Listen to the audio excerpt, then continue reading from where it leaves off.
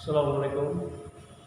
Eco personal কলেজের দশম শ্রেণীর শিক্ষার্থীদের অনলাইন ক্লাসে শুভেচ্ছা ও স্বাগত। আজকে আমরা উচ্চারণবিধি ক্লাসের মধ্য ও এর সমৃদ্ধ উচ্চারণ নিয়ে আলোচনা করতে যাচ্ছি। তো নিশ্চয়ই তোমরা ভালো আছো এবং ক্লাসগুলো মনোযোগ দিয়ে দেখছো আর ক্লাসের ফিডব্যাক দিতে হবে। আজকে আমরা মধ্য ও এর সমৃদ্ধ উচ্চারণটা কী ধরনের হয়, ক্লাসগুলো করে মানে নিশ্চয়ই মজা লাগছে। শব্দগুলোর সুন্দর সুন্দর উচ্চারণ আমরা করতে পারছি। আজকে আরও নতুন চমক রয়েছে, দেখি কী চমক দেওয়া যায়। মধ্য অধ্বনির সমৃদ্ধ উচ্চারণ। আমরা আদ্য অ বা শব্দের শুরুতে অধ্বনির সমৃদ্ধ উচ্চারণ আলোচনা করেছি। আরও দুই চারটা নিয়ম ছিল, বেসিক্যালি যেগুলো প্রধান নিয়ম সেগুলো আলোচনা হয়েছে। আজকে মধ্য অধ্বনির সমৃদ্ধ উচ্চারণ, যেগুলো একবারে মৌলিক যে উদাহরণগুলো, যে নিয়মগুলো এখানে দেওয়া হয়েছে, এগুলো অবশ্যই জিএসসি 9, 10, এইচএসসি সকলের জন্য অত্যন্ত প্রয়োজনীয় গুরুত্বপূর্ণ আলোচনার বিষয়। দেখি তো মধ্য অধ্বনির সমৃদ্ধ উচ্চারণ। আমি সমৃদ্ধ শব্দটা সেদিনই আলোচনা করেছি, তাই আগের ক্লাসে যাচ্ছি না। তবে গত ক্লাসে আমরা যে আদ্য এই অধ্বনির যে সমৃদ্ধ উচ্চারণটা আমরা করেছি, সেটা উচ্চ মাধ্যমিকে যদি পরীক্ষায় লিখতে হয় নিয়মগুলো, তো নিয়মটা আমি দিয়েছিলাম অ যোগ ই, তারপরে অ ই, তারপর উ, রি, এ, এইভাবে আর কি নিয়মগুলো ছিল। তো ওই যে আমি এখানে যে সূত্রগুলো দিয়েছিলাম, ওই সূত্রগুলো যদি পরীক্ষায় লেখা হয় যে আদ্য অ এর পরে যদি ই ই, উ উ, রি, রফলা থাকে, তাহলে অ সমৃদ্ধ অক্রান্ত বা সমৃদ্ধ উচ্চারণ করতে হয়। এইটাই একটা নিয়ম, এটা লিখে দিলে হয়ে গেল। তো যারা উচ্চ মাধ্যমিকে তারা নিশ্চয়ই বিষয়টা খুব সহজে বুঝতে পারছো এবং তোমাদের জন্য এটা সহজ একটি সূত্র। তো আজকে অধ্বনির সমৃদ্ধ উচ্চারণ, এখানেও ঠিক একই বল যে এখানে অধ্বনির যে শব্দের মাঝখানে যে সমৃদ্ধ উচ্চারণটা, এটা আসলে নতুন কোনো নিয়ম তেমন নাই। ওই আদ্য এর সমৃদ্ধ উচ্চারণেই মধ্য অ এর সমৃদ্ধ উচ্চারণ। যেমন দেখো আমি লিখেছি যে আমরা এই ইতিপূর্বে ক্লাসে দেখেছি অ যোগ ই যদি থাকে তাহলে কি হয়, সেই অটা ও ক্রান্ত হয়ে যায়। যেমন মতি, এটা হয়ে যায় মতি। আবার অ যোগ ই, এটা দীর্ঘ ননি হয়ে যায় ননি। অ যোগ উ অথবা উ, তনু হয়ে যায়, মানে এটা উচ্চারণটা লেখা হয়েছে তনু হয়ে যায় তনু। যদি আমরা এটা এভাবে লিখতাম যে যদি এরকম থাকে, এখানে উচ্চারণটা লিখে দেওয়া হচ্ছে তনু আছে, তনু, এই তনু আছে, এই তনু হয়ে যাবে তনু, আর মধু হয়ে যাবে মধু। ঠিক একইভাবে বধূ হয়ে যায় বধূ। তাহলে কি, যে এই যে মতি, মতি পূর্বে সু একটি অক্ষর, এই অক্ষর লাগিয়ে হয়ে গেল সুমতি। এই মতির পূর্বে আবার দু, এটি একটি অক্ষর, তারপরে কু একটি অক্ষর, এই সু দু কু, এই অক্ষরগুলো পূর্বে বসে তার অ সমৃদ্ধ হয়ে গেছে। যেমন এখানে তো আমরা মতি, যে মতি লিখেছিলাম, এখানে মতি কিন্তু বজায় আছে।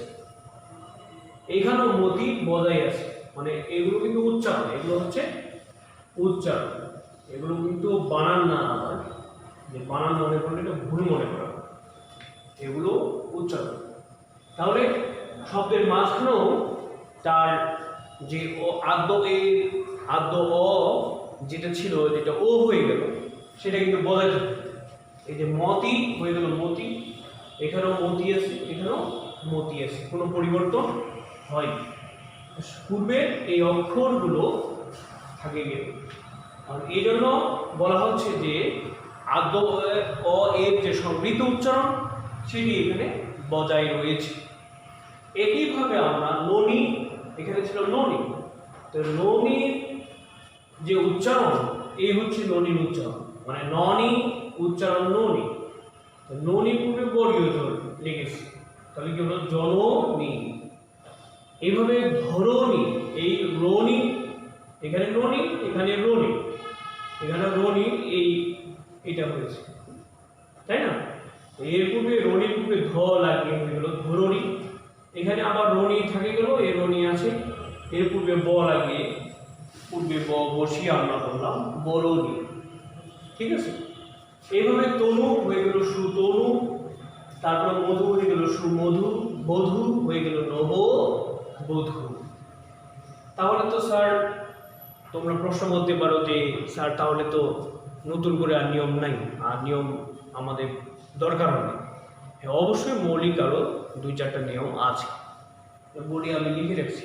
এখানে দেখো সূত্র 1 নম্বরে দেওয়া রয়েছে কি, যে 3 বর্ণে 2 অক্ষর, 3 বর্ণে অথবা 2 অক্ষর বিশিষ্ট শব্দের প্রথম বর্ণটি, ভালো করে বুঝতে হবে, মনোযোগী হও আরেকটু, হ্যাঁ মনোযোগী হও, যে প্রথম বর্ণটি অ, আ, এ এবং ও হলে অক্রান্তটা ওক্রান্ত হয়ে যায়। যেমন আমরা অ ওক্রান্ত, আ ওক্রান্ত, এ ওক্রান্ত, এখানে আরো যে এ যদি থাকে এবং ও যদি থাকে, ও থাকলো ওক্রান্ত, চারটি।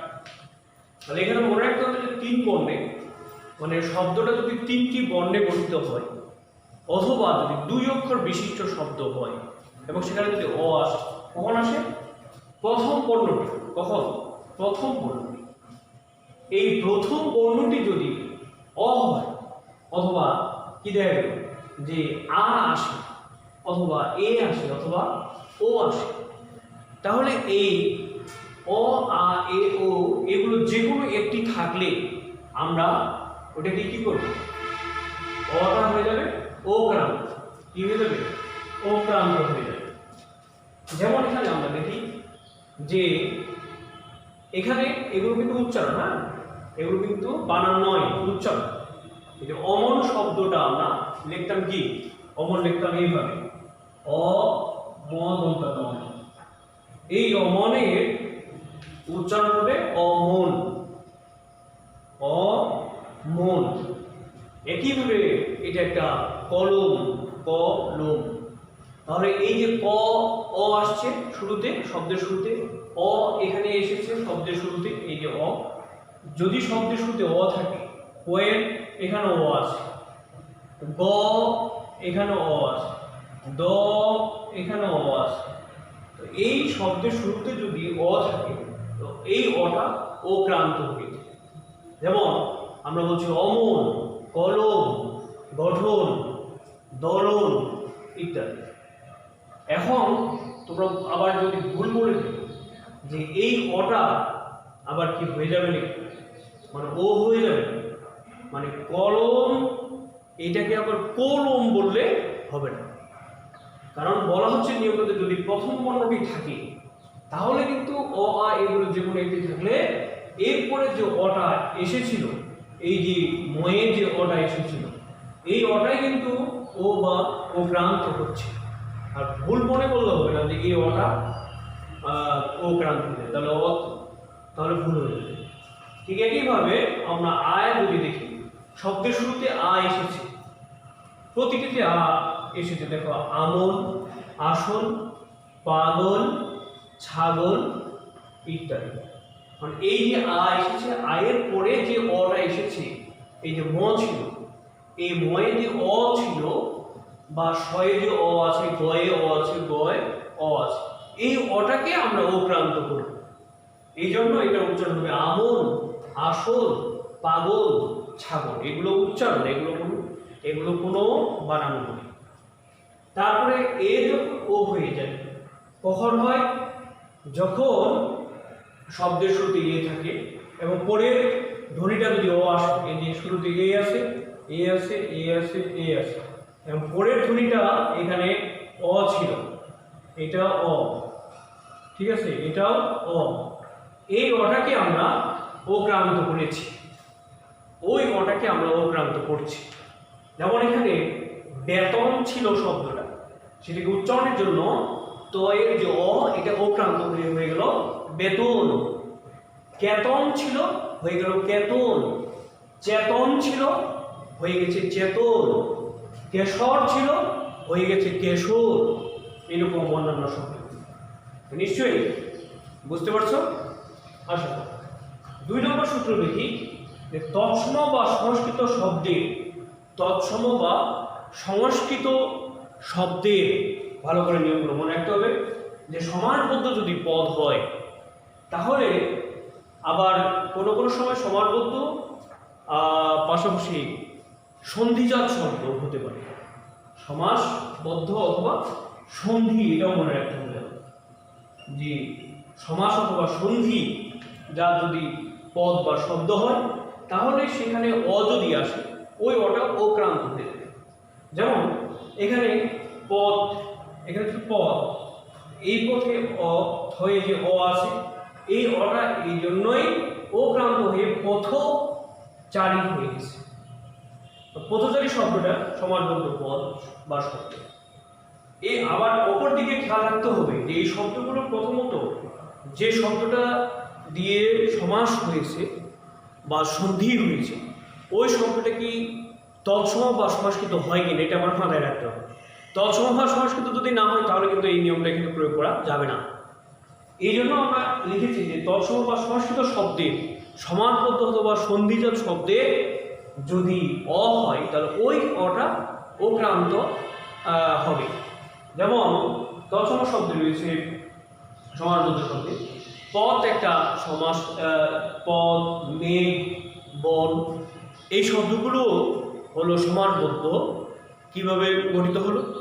এখন দেখা যাচ্ছে যে এই শব্দগুলো সমাসবদ্ধ আরো অনেক শব্দ রয়েছে এই জাতীয়, সবগুলোতে কিন্তু এই নিয়মটা প্রয়োগ করা যাচ্ছে না। কেন?